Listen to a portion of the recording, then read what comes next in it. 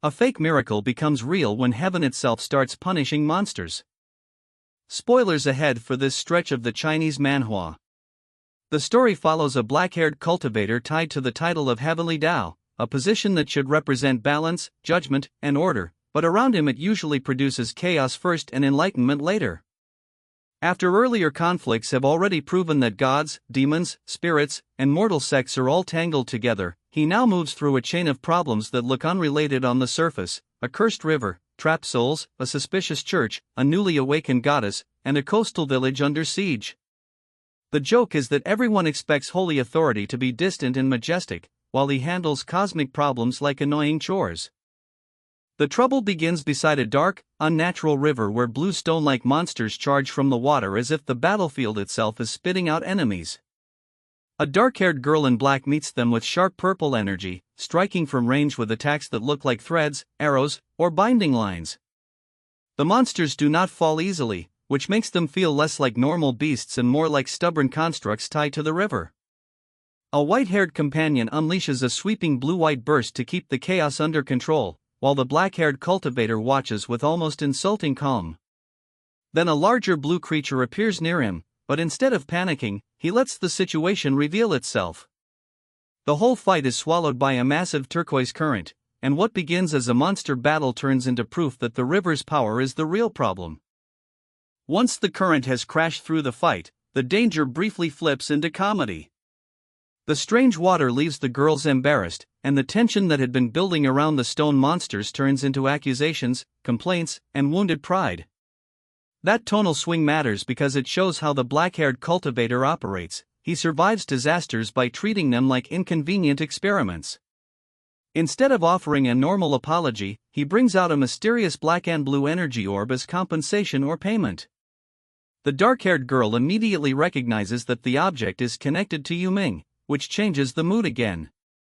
What looked like a silly aftermath suddenly becomes a transaction involving a deeper underworld-like force, and the group is pulled from river danger into a stranger's spiritual economy. The next problem opens inside a dark, dreamlike spiritual space filled with green, flame-like lights. The black-haired cultivator moves through the void with a worried dark-haired girl beside him, while the drifting lights behave like souls, fragments, or unsettled spiritual energy. She treats the place as frightening and unstable, but he studies it like a mess that can be sorted. He stops her at a tense moment, then finds another girl or presence inside the same realm, suggesting someone has been trapped or hidden within the turbulence. When he releases his own control, the green energy gathers into a whirlpool and floods the darkness. He is not destroying the souls.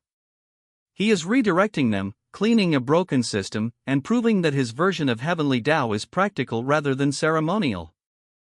After the spiritual space settles, the story returns to a city or academy setting where companions and older figures react to his unusual methods. No one around him seems fully comfortable with how casually he handles forces that should terrify ordinary cultivators. Soon the focus shifts into public streets and a marketplace, where he looks for useful materials and listens for clues about demons.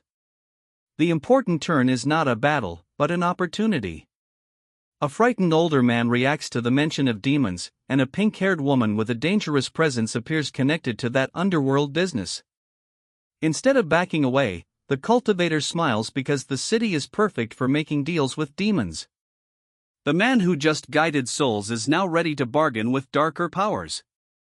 Gold-colored tokens or petals rain around the group, and the mood turns deceptively pleasant as the black-haired cultivator is escorted into a refined household by women and an elderly attendant.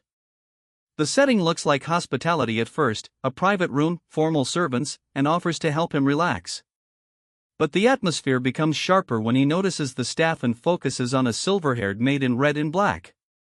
Instead of getting distracted by the comfort around him, he examines her with a glowing blue spirit-like ability. That inspection exposes a dark purple force hidden in one eye, something like a curse, surveillance link, possession, or contract. The maid breaks down emotionally, and the hidden power points toward a distant cathedral where a blonde woman senses the connection.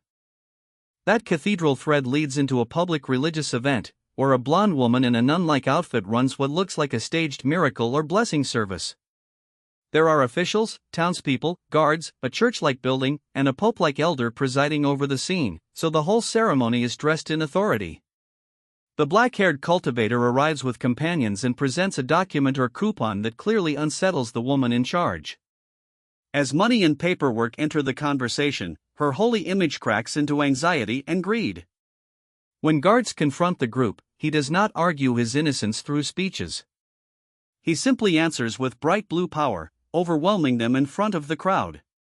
Then the pope-like figure appears at the church steps, promising a divine miracle to the foolishly devoted people. The promised miracle arrives as a white-haired, winged woman appears through a glowing golden portal. The crowd treats her like unquestionable divine authority, and that is exactly what makes the scene dangerous. The priests and worshippers turn against the black-haired cultivator, branding him a heretic and preparing to attack because they believe the will of the gods has spoken. He stays calm while ordinary people become a weapon in someone else's ritual. But the confrontation shifts when the white-haired woman herself intervenes with icy blue power. The clash becomes violent enough that she ends up wounded and held in his arms. He does not finish her off. Instead, he forces cooperation through negotiation, turning a divine enemy into someone who must accept his terms while the temple's control begins to collapse. With the winged woman now beside him, the story tests what her power can actually do. The black-haired cultivator holds a blue spiritual flame and makes it clear that one young woman's problem is not simply her eyes. The silver-haired goddess-like woman wants a role tied to restoration, redemption, and even destruction, but she still has to understand the broken world she is entering. Her ability proves itself when a green-haired boy returns home and discovers that his bedridden older sister can see again. His gratitude transforms her from a defeated divine figure into something people might genuinely worship. But this miracle opens a larger door. The scene shifts toward a grand heavenly or imperial court, where powerful authorities face a crisis involving lines of dead souls and an order no one can refuse. After cosmic judgment in divine courts, the story swings back into comedy inside a private residence. A pale white-haired girl with ornate, horn-like accessories addresses the black-haired man as her master and tries very hard to be useful. The problem is that her idea of service is awkwardly intimate, so when she gets too close, he throws her aside in a blunt, comedic rejection. She does not give up. She later returns dressed like a maid, still determined to prove herself through massages, bathing assistance, and overly eager obedience. Beneath the fanservice joke is a power dynamic he keeps trying to control. She may be a spirit, demon, transformed being, or summoned companion, but whatever she is becoming emotionally attached, and that attachment is its own kind of trouble. The chaos follows him into bed, where he wakes surrounded by several young women who panic, tease him, argue about responsibility, and compete for his approval. Some of them seem to have unusual forms or identities, making the harem comedy feel tied directly to the supernatural mess he keeps collecting. But the mood changes when he travels above a scenic island or coastal region and senses something wrong below. A village is being attacked by a huge dark monster with red eyes, while violent waves crash around terrified residents. This time, he stops joking long enough to reveal his authority as Heavenly Dao. Lightning answers him. A heavenly punishment crashes down onto the monster, and the villagers finally understand that his threats are not performance. Heaven has arrived, and it is irritated. The punishment leads into a devastated riverside settlement where villagers and elders beg for help as the river behaves impossibly. A weakened elder is restored by blue spiritual energy, rising again while the crowd treats it like a miracle. But the black-haired cultivator is more interested in the river itself. Officials argue over whether a massive shape in the water is some kind of stonefish or river beast, while he studies the flow and explains that the direction has changed. Using a glowing bamboo-like object and a diagram of the waterways, he points out a deeper problem involving the inner river and outer river. The villagers celebrate too soon. He warns that nothing is solved, exposes the giant stone creature, and watches it crash through the cliffside as an old white-haired master realizes he missed the truth for years. What makes this stretch fun is how every crisis tests a different kind of false authority. The monsters look physical, but the river system is broken. The church looks holy, but money and manipulation sit underneath it. The goddess looks supreme, but she has to learn what redemption actually means. Even the old master, who should understand the land, realizes too late that he has been blind to the river's secret. The black-haired cultivator is ridiculous, shameless, and constantly surrounded by chaos, but his power works because he investigates systems instead of worshipping appearances.